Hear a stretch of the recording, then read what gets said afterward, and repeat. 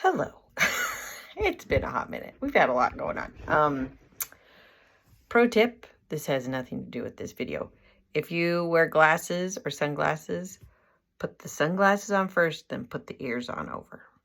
Game changer. It'll make it so you're not like bending out the like little arms on your glasses. Okay, so we're going to talk today about lightning lane, like using the lightning lane efficiently so that you can get the most out of it, because you are spending extra money on a lightning lane. So we're gonna give you some tips so that you can make it like stretch your dollar as much as possible, which is what you always want to do when you're going on a Disney trip. Okay, I'm trying not to have my glasses like have that lovely screen on there, but whatever. There are 3 types of lightning lanes. There's the lightning lane multi-pass, the lightning lane single pass, and the lightning lane premier pass. So the tips that we're going to be talking about the most are the lightning lane multi-pass tips. So the lightning lane multi-pass is around $36 per person per day. The price varies depending on how many people are in the park that day. And the majority of these tips are for that. The photo pass is included with the multi-pass. The lightning lane single pass is around $20. The price varies per ride. So the single pass is only for specific rides. Same with the multi-pass, but the multi-pass has a lot of rides that you're getting like a fast pass to, a lightning lane to. The single pass is for Rise of the Resistance and Radiator Springs Racers and California Adventure, and that's it. It's an a la carte purchase. You don't have to have the multi-pass in order to get that pass, those passes. And you don't get to pick a time, you're assigned a time, and you only get to use it once per day. The Lightning Lane Premier Pass, which is new. Oh my gosh. I wish I was like super rich and I could just like bust this one out. It's around $300 per person per day. It includes all Lightning Lane multi-pass rides, and you can just, as well as the single passes. So all of the rides that have like the single pass or the multi-pass are included in the Premier Pass, and it's a walk-up, scan your ticket, and you just walk on the rides. You can only do it, though, each of those rides are once per day. So you can only ride those once per day and use the Premier Pass. Photo passes are included with that as well. So let's talk about some tips for the multi-pass, because I think that's a little more affordable for all of us. I would recommend getting the multi-pass at busy times of the year if you are in the parks.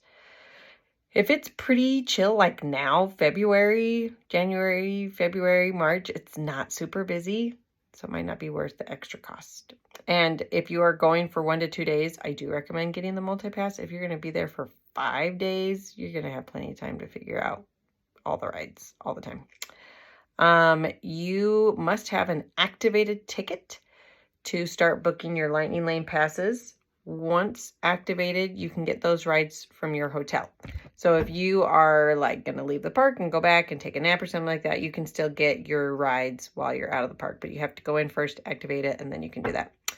And then DCA, you can't book those until you hop after 11.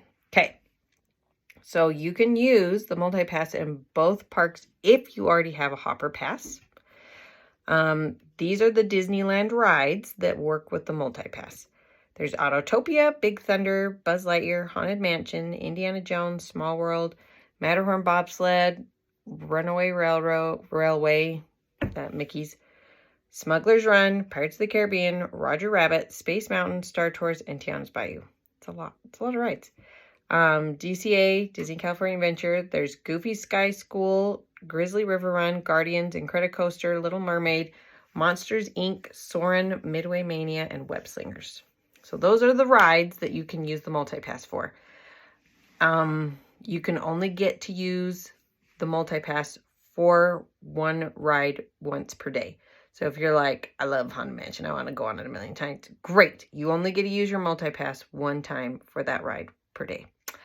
I would wait to start booking in the app your multi-pass rides until after that golden hour. If you are a rope drop person, like you're going to get there and be ready to go 20 minutes before the park opens, like inside the park. That's after going through security and after the ticket line, and you are there 20 minutes early.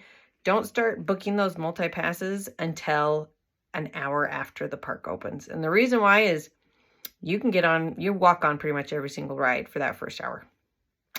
It's the best time to go. We can probably knock out like 6 or more rides, like shorty rides, like just bust through them.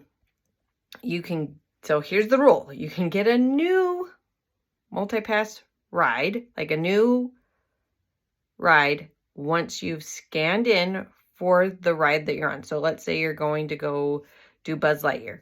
So you've scanned your ticket, which is usually on your phone. You can, while you're in that line, book your next one. Or 2 hours have passed from the first ride. So I recommend setting an alarm so that you can constantly be getting your next ride.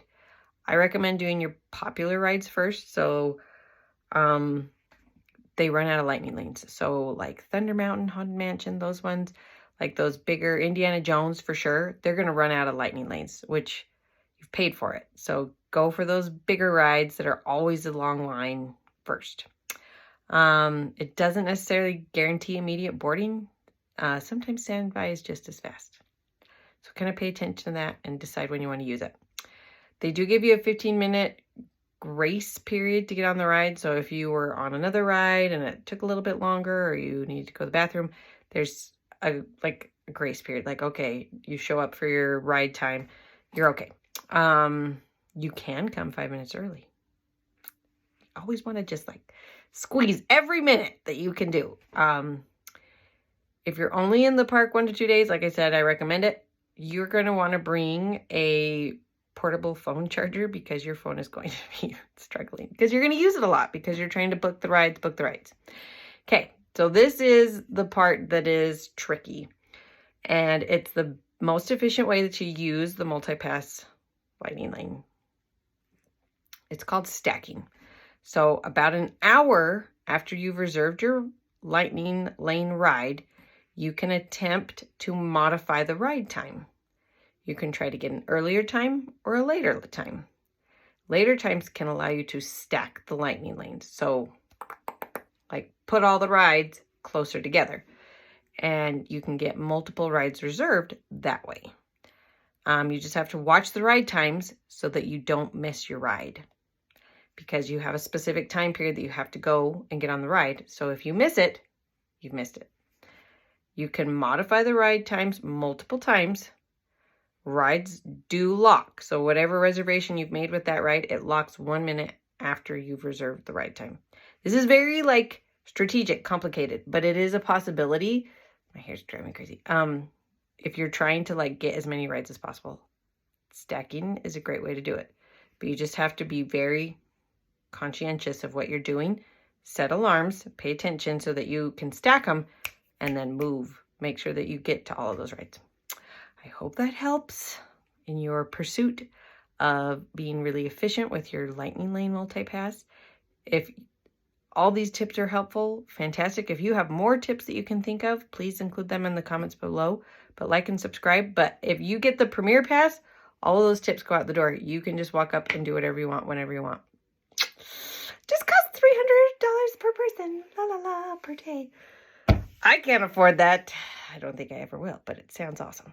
Hopefully this helps. Like and subscribe.